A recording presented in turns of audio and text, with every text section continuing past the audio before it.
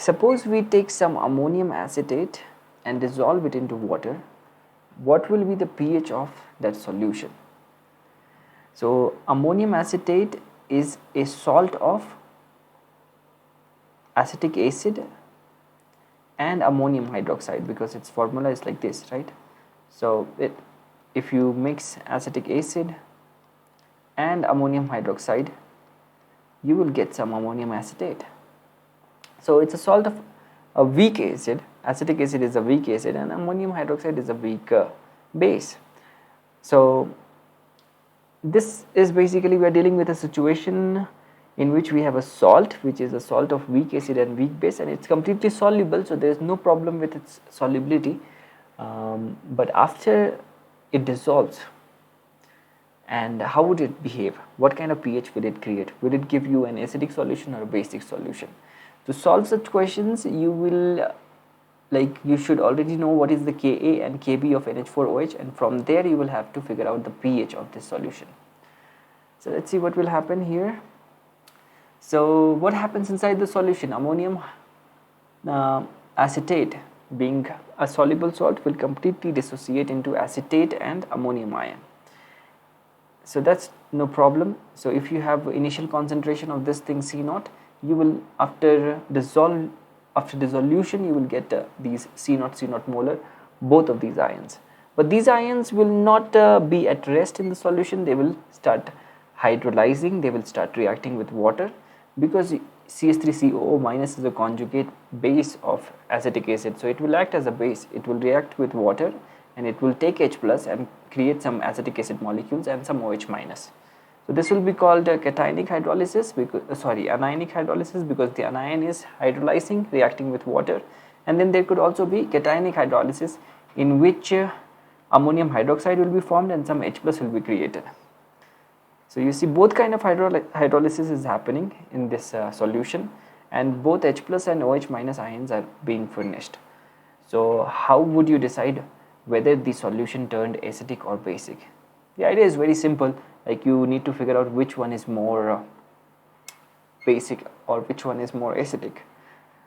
That can be qualitatively understood, but let's dive into the actual calculations of equilibrium and then come to the simple result.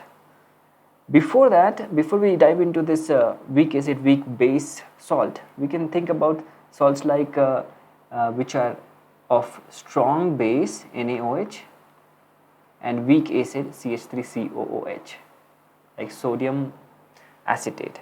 In such situation, you will see that because this is a soluble salt, it will completely dissolve in water. And in this case, if you think about this cationic hydrolysis, you will notice that something very reactive is being formed, NaOH and H positive. So if you don't believe me, then you can think about in terms of equilibrium constant values. So you see this hydrolysis reaction, this cationic hydrolysis reaction is composed of these two reactions, right? And then think about their equilibrium constant. So for the first one, the K will be 1 by Kb of NaOH, and this Kb is going to be very large because we know NaOH is a very strong base. And the second one is Kw, ionic product of water, and then you combine these two, you get the hydrolysis reaction which has a Ka, which is Kw by Kb. So Kw is 10 to the power minus 14 and Kb is also very large.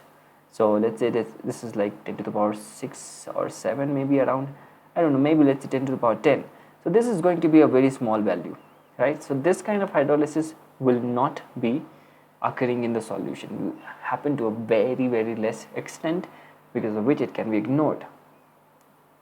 So in such in that kind of a salt, when you have a one part strong, like we have strong base and weak acid here, so you will have only one kind of hydrolysis, which will simplify the situation.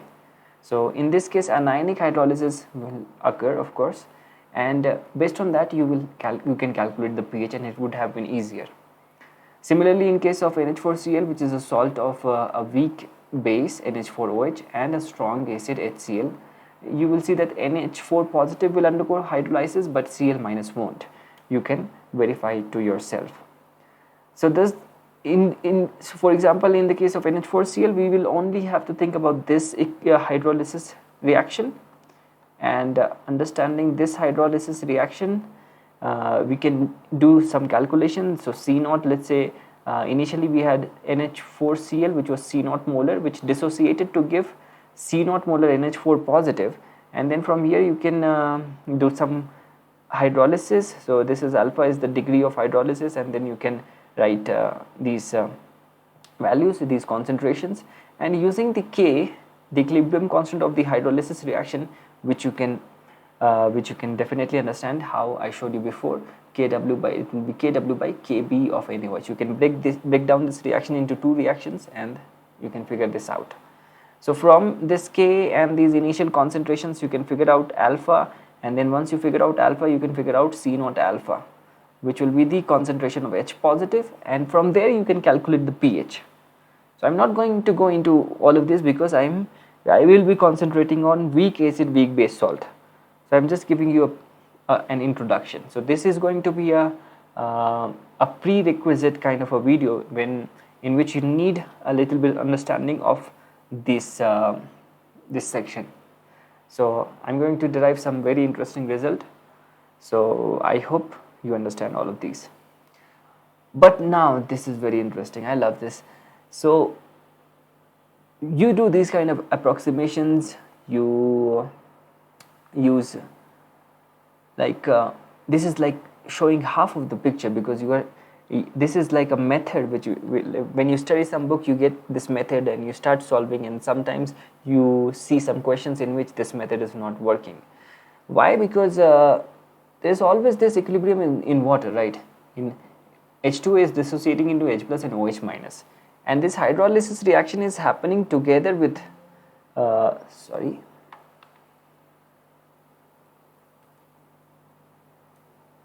so there is always this equilibrium, and this hydrolysis reaction is happening together with this reaction, right? So H plus is coming from H2O also, and then it is coming from this hydrolysis reaction also. Okay, so based on that, you will have to write these two reactions and then fill the values. So you have this C naught molar NH4 positive and water, and then NH4OH and H positive, and this H2O for liquid you take always 1, liquid and solid you take concentration to be 1. The reason is very simple, because these values, these constant concentration values, are already included in the equilibrium constant of the reaction, so you don't have to write it again and again. Okay, so now there is some degree of some hydrolysis occurring, and because of that you have C naught alpha H positive coming, but because of dissociation of water also you have some H positive coming. So you need to correct it because nature wouldn't differentiate between H plus coming from the hydrolysis of ammonium ion or from the dissociation of H2O. So you need to correct this and make them same. So basically like this, and then you need to make these two equations based on these two equilibriums. So this is the better way of solving this equilibrium. But you see this chapter is all about approximation, so you need to approximate some things here. So when you approximate, you can say that this C naught alpha is going to be very bigger than X. Why? What is C naught alpha? So C naught alpha is the contribution of H plus coming from hydrolysis of NH4 positive.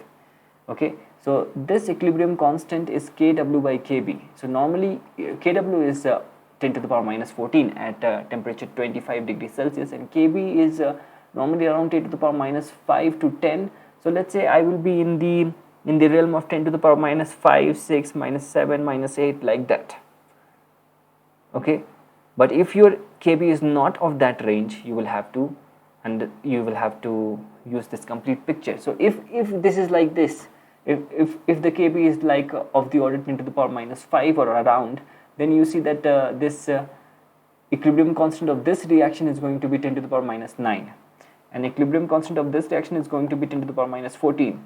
So this reaction has a bigger equilibrium constant by 5 orders of magnitude, 10 to the power 5, a difference of 10 to the power 5. So H plus is coming more from that reaction, and we can do that approximation. And also the value of this equilibrium constant for Kb of the orders 10 to the power minus 5 is going to be 10 to the power minus 9, right? And this is very small. So because of that, the extent of reaction is very small. So alpha is very, very smaller than 1, you know. So this extent of reaction, this degree of hydrolysis is very less. But most of the H plus is coming from hydrolysis only, because the dissociation of H2O is even lesser. So understanding all these things, understanding these approximations, if C naught, you can, for this thing, you can write only C naught alpha. For this thing, 1 minus alpha, you can write only 1. So you will get C naught alpha into C naught alpha by C naught is equal to Kw by Kb, and C naught will cancel out. From here you can get alpha, Kw by Kb C naught square root, and then from here you can calculate this thing, you can approximate as, of course, C naught alpha. So from here you can calculate C naught alpha, and then you can calculate the pH. You see, the bigger picture is something else. What we use mostly in solving questions, I am talking in terms of like JEE mains and JEE advanced kind of competitive examinations. You are using some techniques which are approximation of the bigger truth. Okay. So now if you understand that thing, then we can go into the situation of weak acid, weak base salt. So this is the weak acid, weak base salt. It dissociated completely. So you got the C naught and C naught molar of both these ions, and then you had both these hydrolysis, anionic and cationic hydrolysis, and both these ions were getting formed. So how do you write the stoichiometry here? So you have C naught 1 0 0, C naught 1 0 0. Okay. So let's say the degree of hydrolysis of acetate ion is alpha. Because of that, you have this table filled like this, and degree of hydrolysis of ammonium is beta, so then you fill it like this. But you see, this is very interesting. Now you have to think, there is some OH minus coming, there is some H plus coming, and both of them are coming. So even if the contribution from water, this H plus and OH minus ion coming from water is very less, we need to bring it into picture for sure, because the product of these two things, these two ions, should always be equal to ionic product, right?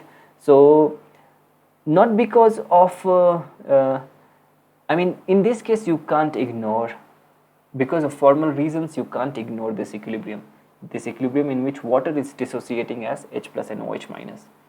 So when you have that, so you use this X and X. Suppose water dissociated to give some amount of H plus and OH minus, and then you of course need to do these corrections.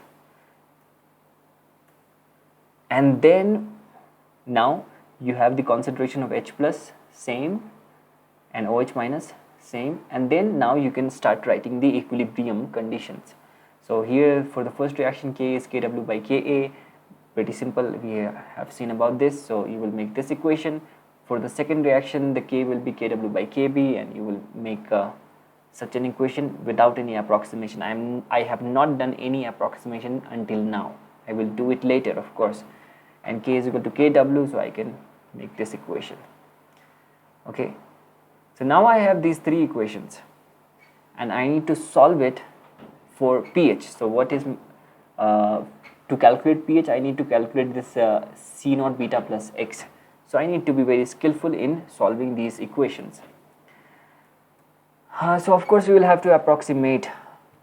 How do we approximate here? First thing, you see that 1 minus alpha and 1 minus beta, these hydrolysis, these values are going to be very small, because Kw is 10 to the power minus 14, and we are talking in the range of Ka, Kb, where Ka and Kb are around 10 to the power minus 5, minus 6, minus 7, minus 8, minus 9, minus 10, minus 11, no, minus 12, get a little bit more. Do not approximate like this. Okay, so that's pretty interesting. Suppose we are in that realm where 10 to the power minus 5 to 10 to the power minus 10, I would say Ka or Kb.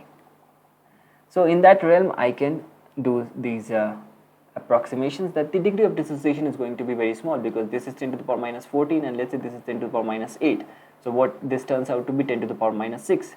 So this equilibrium constant is very small, which says that the reaction will not go as forward, like it will go very little forward, so the alpha will be very small. So you can approximate these two things, 1 minus alpha and 1 minus beta, to 1 1, and then you get these equations. Okay, what do you do then? You can multiply these two equations, okay, and then you can get this expression. But now look at this third equation here. Because of the equilibrium of water dissociating into H plus and OH minus, you have this thing, and you can cancel out 1 kW here, and then you get this, right? Okay, what happens now? I want to eliminate X now.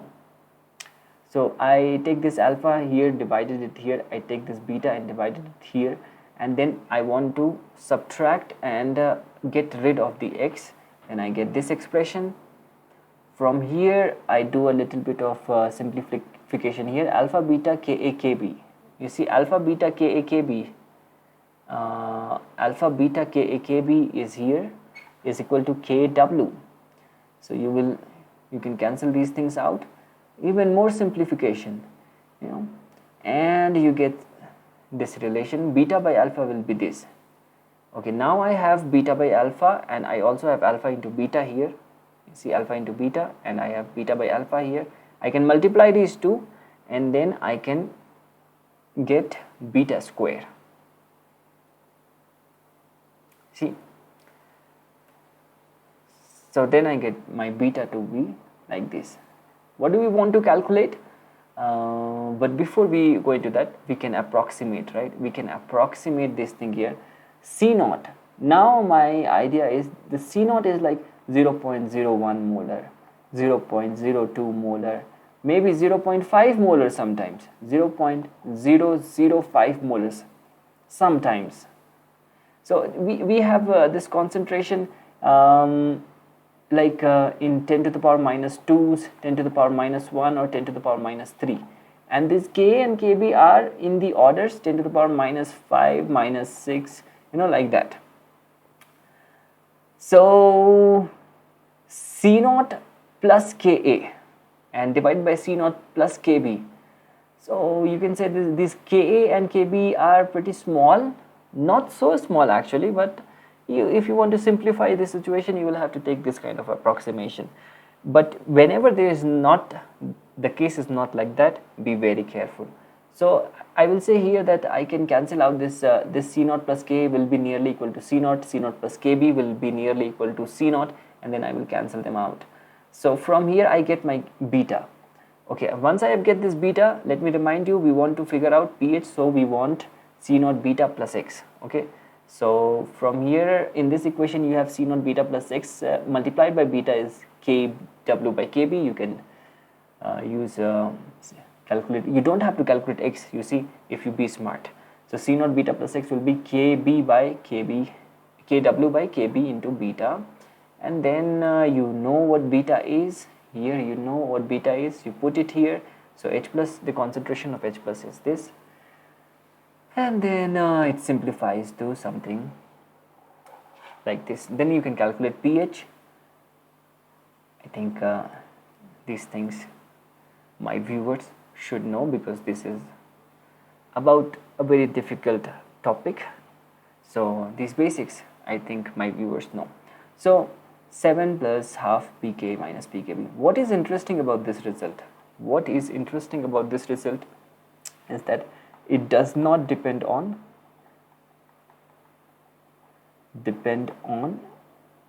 C naught, the concentration of the salt initially taken.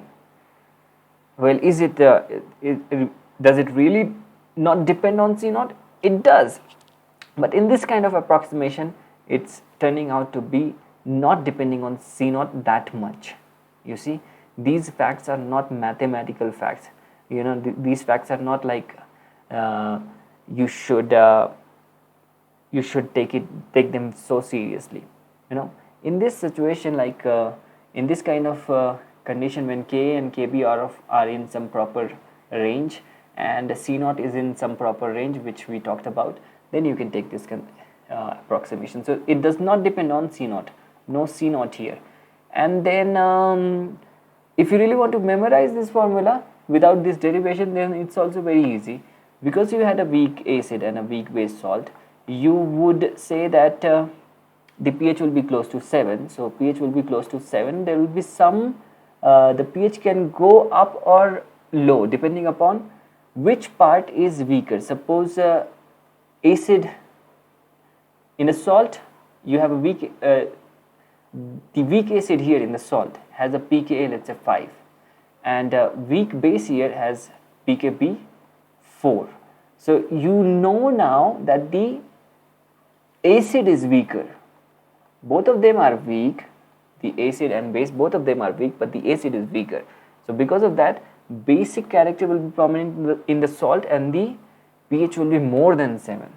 So more than 7, then what do? You take the difference of these two pKa and pKp values, that is 1, and half of that difference you should add here, right? Because you know the pH is going to be greater than 7. If you had pKa is equal to 4 and pKb is equal to 5, in that case the difference is 1 and you will have to subtract this half from here. You can verify that from this formula both these results will come out, right? So the common sense is like the pH will be very close to 7 and you just have to adjust it using the pKa values, the difference of the pKa and pKb values of the acid and bases, and half of that difference you adjust. Either you add it or you subtract it. Thank you.